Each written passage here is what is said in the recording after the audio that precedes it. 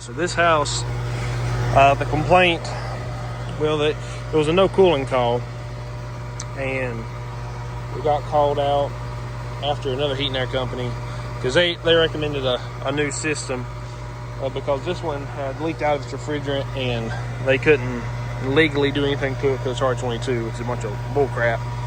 They asked the tech where it was leaking, and we told them they weren't allowed to look for it. I don't know if that's company policy. You can't look for leaks on R22. I mean, it very well may be. I know a lot of people don't like to even repair R22 because it's so old, but in my opinion, if it's running, it's running. Now, I don't know if I've already put the clip in of the dirty coil or not, but the first thing we saw when we got in there was that the coil was fairly dirty, probably 75% blocked, and there was a paper stuck in the fan wheel, so that's going to stop airflow even more than just the filter. And after running about 5 minutes or so, these are our initial pressures. It is a little bit warmer inside. I think it's 75 inside. I believe I have to check my probes and see. Well, this is a TXV system in a modular home, Nordon Cool.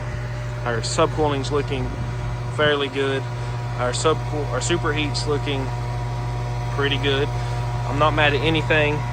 Outdoor temp, I'd say our outdoor temp is 75. All right, so I just checked the Delta T.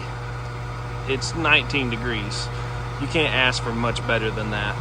This superheat looks good. That subcool looks good. Now, I will admit that superheat is doing a little bit of jumping. I don't know about this jumpy superheat.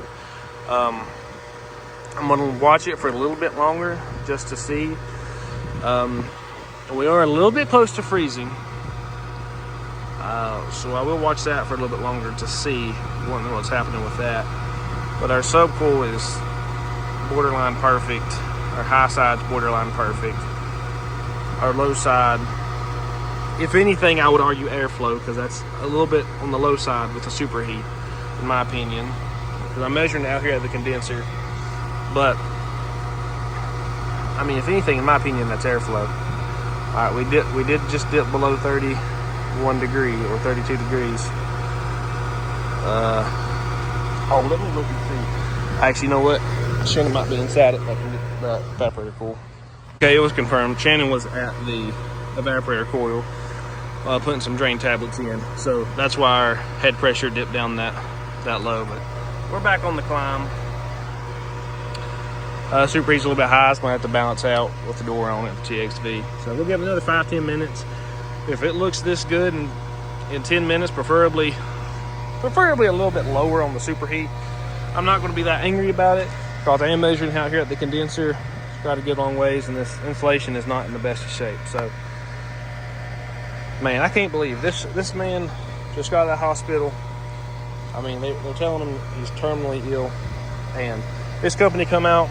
I guess they just gauged dip and didn't even look at the coils. I hope they didn't look at the coils and see how dirty they were. And I hope that they didn't see that piece of paper in the fan blade, which you could hear it before you even saw it, because as soon as you turned on the air conditioner, you could hear the fan blade was off balance. And then they come out here and tell him that he's going to drop $11,000 on a new system, when all he needed was literally, we didn't even use chemicals. We didn't want to use chemicals because the fins weren't in that great a shape. We brushed off his coils, and the numbers looking this good. And the coils look fairly good. We didn't need, I actually mixed up some chemicals, but as good as the numbers looked, I just didn't think as good as the coils looked, I just didn't think it'd be worth damaging the coils with any sort of chemical. But there is a sight glass on this thing. I don't often get to see a sight glass on residential. Actually, this might be one of my first times. I can't see much of nothing. I don't really know what I'm looking. I know I'm looking for if it's liquid, if there's bubbles. I don't see bubbles, so that tells me it's probably good. I don't know. One of you guys in the comments that really know what you're looking at, tell me. But honestly, I don't think I see anything, which is probably a good thing. It looks empty, but probably just means there's no air bubbles, or not air bubbles. It's fully liquid at that stage. I didn't mean to say air bubbles, but yeah, we're back up to 35 saturated, 13 superheat. Man, this is not much better you can ask for on this 13-year-old system. 18 degrees of superheat, 18 degrees of Delta T. I'm just dumbfounded. And I've been debating whether or not to name this company, but it was Cawdads. If you're in North Carolina in the foothills region, their ads are everywhere. And this is not the first time that I've seen them do stuff like this to customers. And it just, if they don't think you know what you're talking about, or they think you don't know what they're talking about, they'll just rip you off. Last year we had a guy called us out for a second opinion, called out to the same thing, told them that they were out of refrigerant, needed a whole new system. They had a back capacitor. The refrigerant was fine. That's been last summer. They ain't called us back since. Come on, Cawdad, do better. I don't know if they're just company policy, we don't touch R22 systems, need replaced, or if the guy was just an idiot. But honestly, if you're working for a company that will not touch R22 systems, even if it's just a capacitor or the coils need brushed off on the inside, this is a modular home, so it's not hard to get to the coils. Work somewhere else, please, man. Don't contribute to this degeneracy.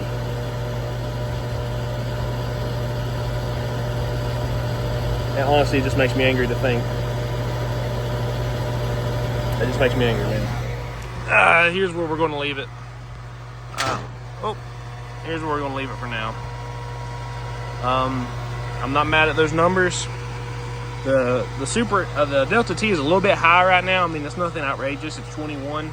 I think that's because Shannon had the door off for just a little bit, so the coils got a little bit colder. But subcool looks, it's a TXV system, and the subcool is perfect. And I don't think I'm going to concern very much about that 17 superheat. I'm not concerned about it at all, to be honest with you. Yeah. If anything, it's better for the compressor. I read a Copeland service bulletin, and I believe it was 20. I think they preferred a minimum of 10, but at least 20 degrees of total superheat by the time it hit the compressor inside, to prevent slugging and to more efficiently cool down the compressor and things of that nature. So 16, 17 superheat, I'm loving it. Not quite loving how close to freezing that is, but again, I think it's because the door was off for a second. And I definitely do not think they need a new system. All right, so just in case you were concerned about that low vapor temperature, we went back inside after that, and there was a dirty filter in the furnace door of the mobile home. I missed it because at first I saw the two filters that was laying on the coils themselves, so I just took the door off and sat it to the side, not even thinking to look. But after I saw them numbers, it still looked like low airflow, went back in, and of course the dirty filter was in the door, and it was pretty dirty. Honestly, it probably had more of an effect on the pressures than the coils themselves. I didn't take a temperature, or I didn't take pressures before I cleaned the coils, because the homeowner had sent me pictures of the last text gauges, and I could see that, yeah, it did look a little low refrigerant, but I wasn't convinced. And I'll add that right here. I had a different picture, but you're seeing the picture right now of the gauges that the last tech used. But man, I'm still angry though how a company could do this to somebody. And this is not the first experience I've had with this company. Like I said earlier in the video, somebody had a bad capacitor. They told them they were out of refrigerant and needed a new unit. And today, this happens. And this man is terminally ill, just got out of the hospital, that's just starting to heat up, and they pressured him. They told us that they were pressuring him to sign the papers so they could go ahead and put him on the list so they could put him in a new system. I just don't know if this was incompetence or pure malicious intent. The fact that this has happened several other times, I've come behind them several other times, tells me that something needs to be fixed. It makes me angry. This is unacceptable. Just do better.